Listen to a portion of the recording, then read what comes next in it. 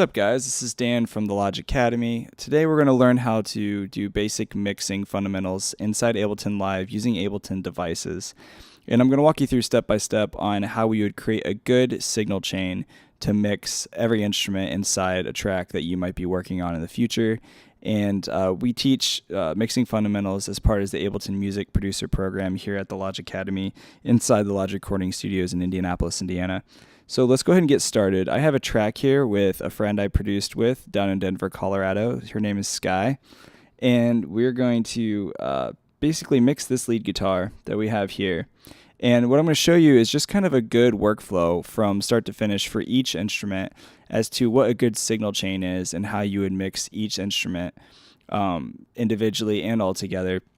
Today we're just going to focus on the absolute basics. So this is for people who are just starting to wanting to learn how to mix. And let's get started. So Ableton recently released its tape emulation right here. If I drop it onto this track, I can see it's on the lead guitar, and automatically just having this tape on here, we're going to get some nice warm thick saturation. A lot of times you'll hear mixes, or if you're working on a song and you export it and you're like, man, it still doesn't sound really big and rich and thick. It's probably because you're not saturating your instruments. So tape is a really good way of doing it. There's a lot of other plugins out there that are made for saturation and distortion. Saturation is just a fancy word for distortion. So the new Ableton tape device is fantastic for doing this, and we're going to put that very first on the track on this lead guitar. I have the audio right here, and then what I'm going to do is I'm just going to loop a part in the song where this lead guitar kind of stands out with like the main part of the mix where there's a lot of stuff going on, and I'm going to drive the input a little bit, and that's going to give it a little bit of that tape warmth that we have, and then I'll drive it a little bit. And whenever we're mixing something, whenever we're doing something, maybe at the end of a song or with an instrument, we want to totally overdo everything we're doing from a mixing standpoint and then back it off to taste, just so we can hear what we're really actually doing to the instrument.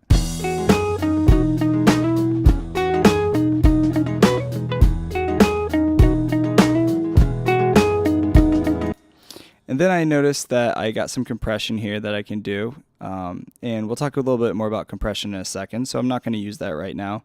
And we have some other things, other toys in this tape device that we can play with. I'm going to leave those alone for now. And then I'm going to pull back some of the output gain because I drove the input to give it some of that tape saturation emulation, and now it's a little louder than I want it to be, so I'll back it off a bit.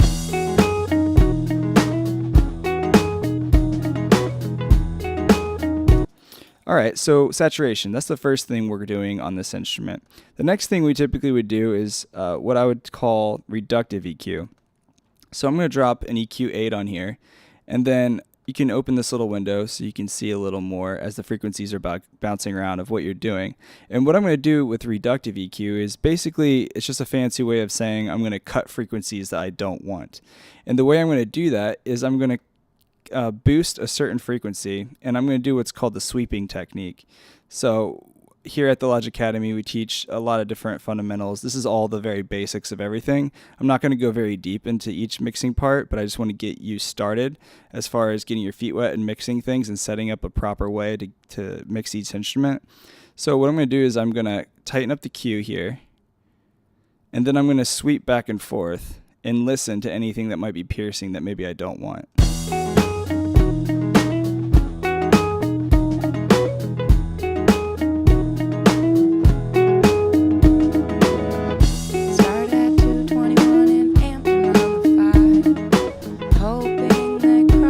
So I can see there's a piercing frequency. It doesn't really sound super great right there. So I'm going to tighten this up a little bit, and then I'm going to do some reductive EQ. So I'm going to cut some of that out of here just a little bit. And we don't want to do anything too extreme. Like I said, we want to be extreme at first and then back it off to taste. A lot of times when we're mixing, we're not doing things super crazy extreme unless it's necessary.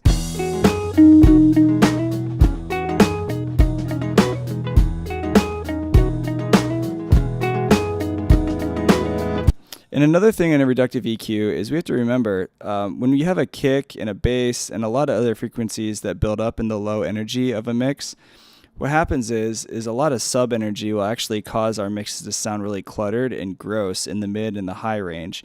And it can just be something that's going on with your bass. Sometimes when people are mixing a bass guitar or like a sub bass or an 808 kick drum, when they're listening to their mix, like, man, it just doesn't have enough bass. And sometimes it's actually because you have too much bass with too many instruments with all this sub energy building up over time.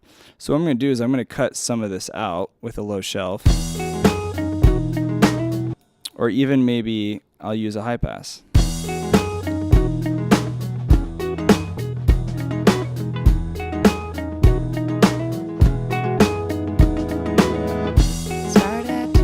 And you're not really hearing much of stuff going on down there, but it makes a difference just cutting it out anyway over the course of every instrument when all that sub energy is building up over the song. Same thing with having too much high frequencies up here. So that's my reductive EQ. And I'm going to move on to compression. So I'll drop a compressor on here and I'll set the ratio. The ratio is determining how hard this compressor is working. If I have a 1-to-1 ratio, that means the compressor is not working at all. 2-to-1 is pretty low. I'm going to set this around 6. So I'll have a 6-to-1 ratio. And I'm going to set the attack so the initial punching of this guitar is coming in pretty quick. So I'm going to set the attack for this guitar somewhere maybe around, it's a plucky sound, so I'll keep it somewhere around like 20. And then we have an auto release, which is nice, so it does the work for us as far as letting go of that guitar. And a compressor essentially is reducing the dynamic range. People a lot of times think the compressor makes things louder because of this. And the reason it's getting louder is because the makeup gain is on. Actually, what a compressor does is it actually makes things quieter. It's squishing the frequencies of what's going on. But this can be really great for shaping sounds and for making drums punch really hard and for making a guitar not be super loud at one point and then super quiet at others, but kind of finding that happy balance of volume so it's all compressed together. And then once I compress it, I can use the output gain to bring it back up if I need to.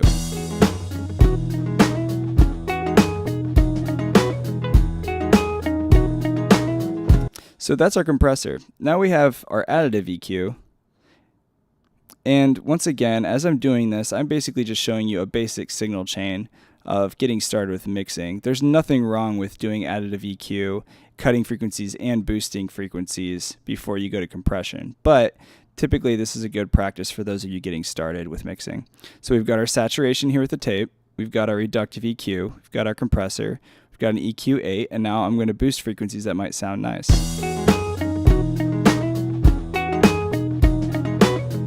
And that adds a little bit of brightness to the guitar, so it cuts through the mix a little more, which is kind of nice. So I'm going to boost a little bit of this high end. And then we can also do our sweeping technique, like I showed you earlier.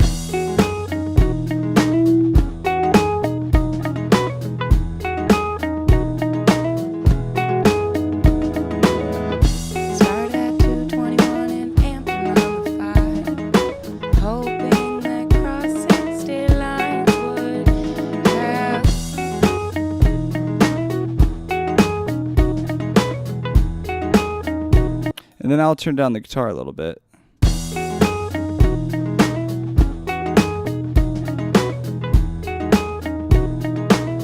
And I might even add a little bump down here to give it some of that warmth and present back. And I'll tighten up the Q a little bit.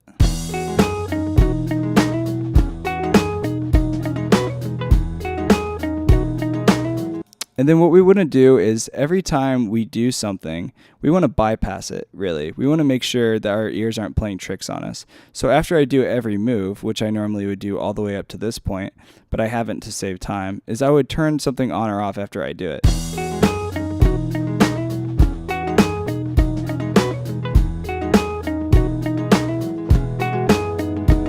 So you can see it brought some of that warmth and present back. And I would do the same for this and for the entire EQ itself.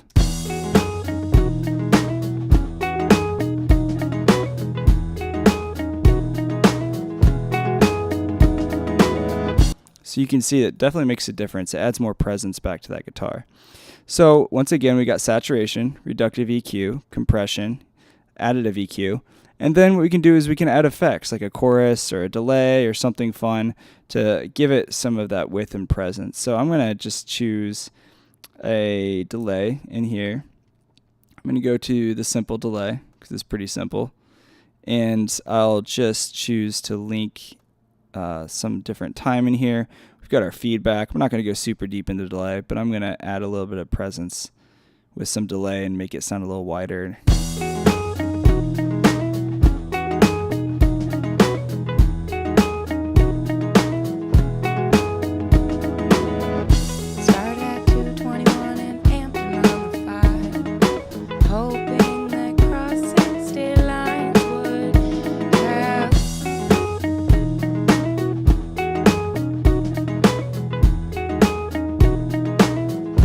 So it really kind of gives it some space there. And then the last thing I'll do is reverb. So reverb is really just creating space. If you don't have reverb on anything in a song, it's going to sound really dry. It's going to not have a lot of space or depth, and it sounds very unnatural. So what I'll do is I can drop a reverb here on the end and be very subtle with this. And I'll just take the dry wet for now and just kind of adjust it to taste. And then I can choose the decay time of how much I want this reverb to continue to repeat cycles and over. If you have a high decay time, it's going to sound really big and really repetitive, and it's just this huge space it's repeating. If it's too much, then all these high frequencies can basically cause problems with the mix. So we're being very careful with this.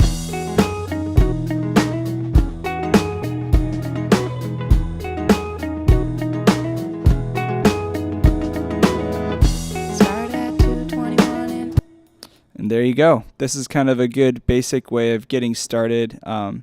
And I would do this usually starting with the drums and then the bass and then going on to lead guitar.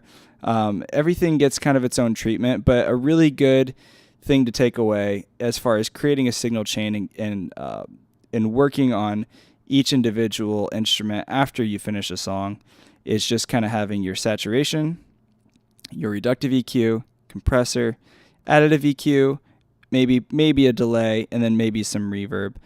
Typically, it's good to add a little bit of reverb to every track, whether it's on the actual insert of the track, like I did with this reverb, or I could delete this and just use my reverb on my return track and just add each instrument just a little bit to give it some of that space and put everything into one big group hug of the same reverb.